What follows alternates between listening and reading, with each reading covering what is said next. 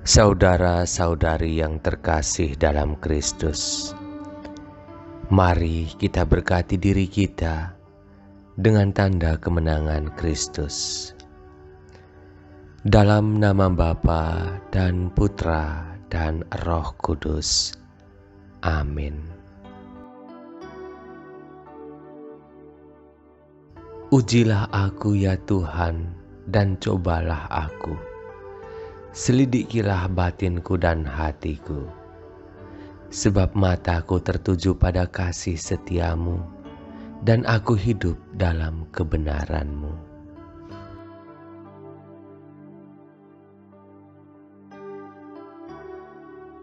Sesudah itu ada hari raya orang Yahudi, dan Yesus berangkat ke Yerusalem. Di Yerusalem dekat pintu gerbang domba, ada sebuah kolam yang dalam bahasa Ibrani disebut Betesda.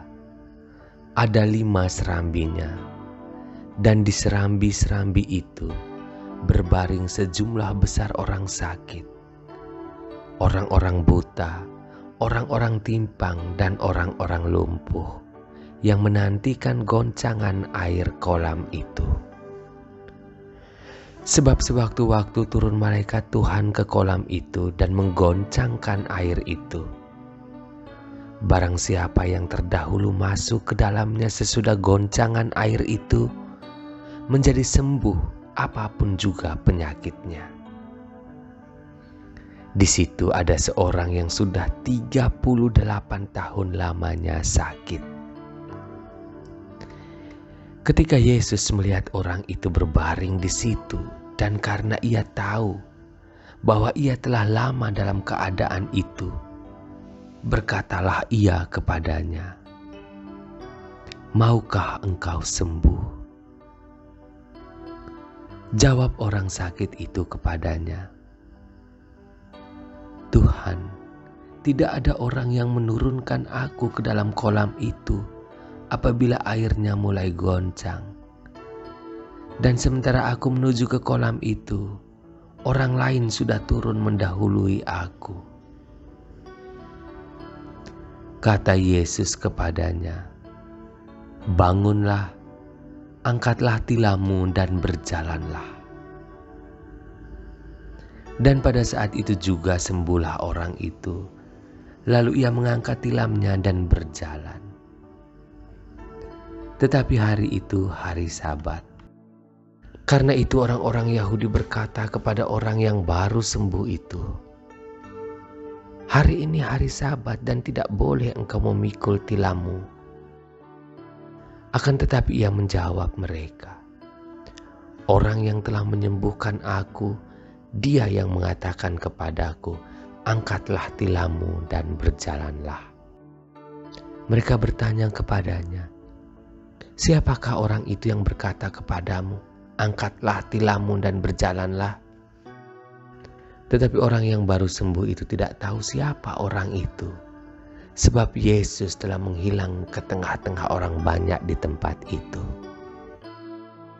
Kemudian Yesus bertemu dengan dia dalam bait Allah, lalu berkata kepadanya, "Engkau telah sembuh, jangan berbuat dosa lagi, supaya padamu jangan terjadi yang lebih buruk."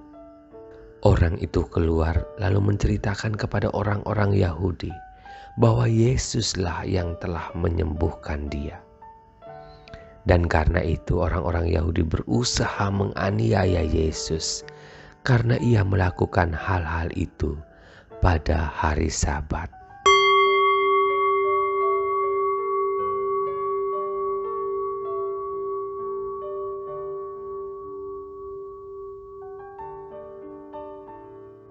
Saudara-saudari yang terkasih, pria di tepi kolam menunggu di sana selama 38 tahun. Dia telah menyempurnakan alasannya mengapa dia masih belum sembuh. Alasan apa yang telah kita sempurnakan untuk tidak menyembuhkan diri kita sendiri? Ketika kita menahan diri dari menghadiri misa atau menerima sakramen tobat, kita membuat alasan untuk diri kita sendiri untuk tidak sembuh. Kita bisa memutuskan pergi untuk waktu yang lama tanpa penyembuhan. Lantas alasan apa yang saya buat untuk diri saya sendiri?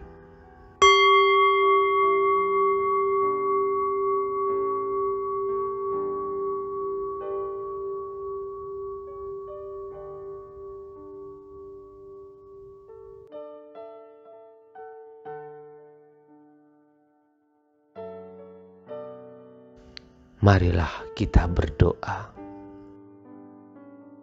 Tuhan, saya tahu saya sering membuat alasan untuk diri saya sendiri ketika saya tidak mau mencoba untuk menjadi lebih baik. Kiranya Engkau memaafkan alasan saya.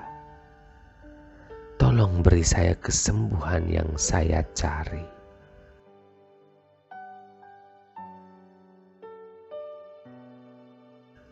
Amin.